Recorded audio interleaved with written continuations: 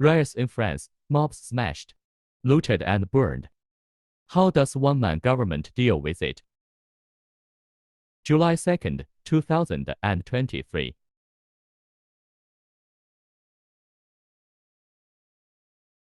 The riots caused by the French African teenager who refused to stop the inspection and was shot dead by the police have entered the fifth day.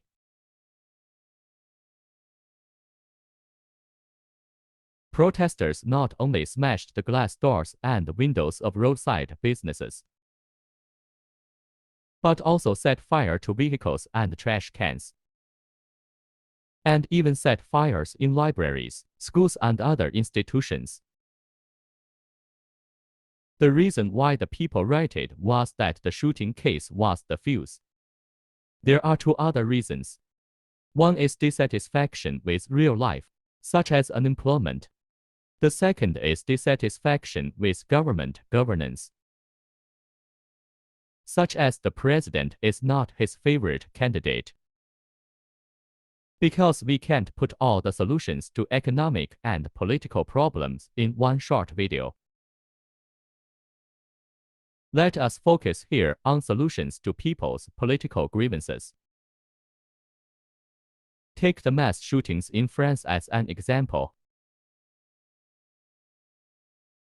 If the citizens accept the government to handle the case through normal judicial procedures, they will not riot. Therefore, people participate in riots because they believe that the government's normal mechanism for handling incidents cannot solve the problems they face or their demands.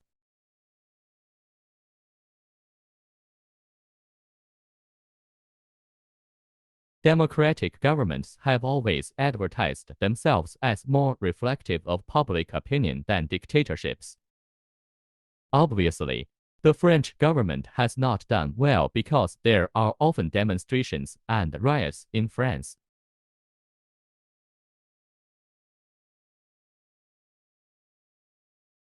There are many deep-seated contradictions in French society, which the government has not resolved or even dealt with. In fact, members of parliament in a democratic government act as intermediaries between the government and the people. Why doesn't the parliamentary mechanism solve the problem? Because parliament is also full of conflicts of interest. The democratic system only transforms conflicts in society into conflicts in parliament, and does not really change the status quo and improve society.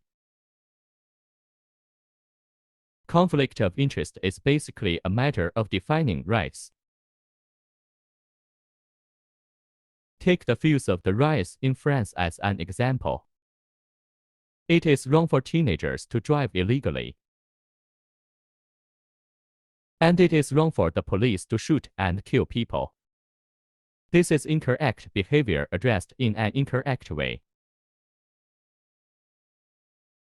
Some people think that the root of the problem is illegal driving, and some people think that the root of the problem is the excessive use of force by the police. Some argue that the root of the problem is too much immigration. In fact, the problems of illegal driving and excessive use of force by the police also existed before the influx of immigrants, but became more serious after the influx of immigrants. Immigration is not a necessary condition of the problem, but a sufficient condition. Illegal driving is an education issue. Excessive force is a security issue. Too many immigrants are a population issue. And we can educate the people to correctly understand the boundaries of rights. Allow the police to have clear and design-binding action guidelines. And allow gradual changes in the demographic structure.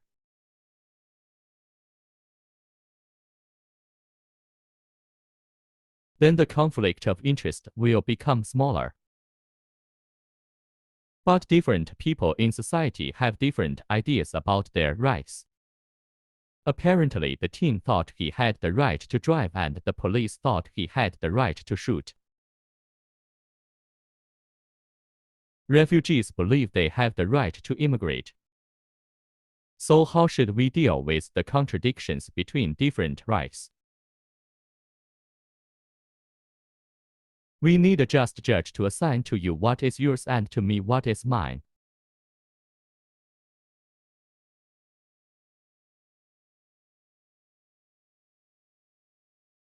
If all rights do not overlap, then we will not offend others. Anyone who violates the rights of others will be punished. French teenagers should be punished for driving illegally, as should French police for using excessive force.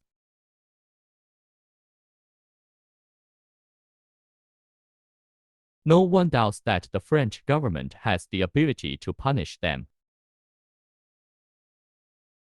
But why did the people choose to riot? Because the people don't trust the government. Because the same problem occurs repeatedly. This is evidence of the inability of the French government to deal with education, security, and the population. The French government accepted more refugees than it could afford without being prepared. And there was no suitable countermeasure afterwards.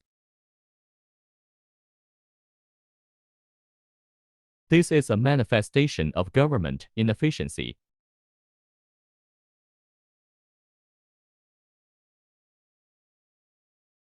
How would that one-man government deal with similar problems?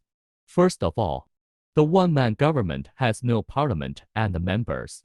If citizens have problems, they will report directly to the person in charge of the government.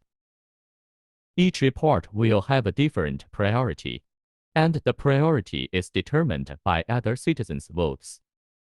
Government leaders will deal with issues according to the results of citizens' votes.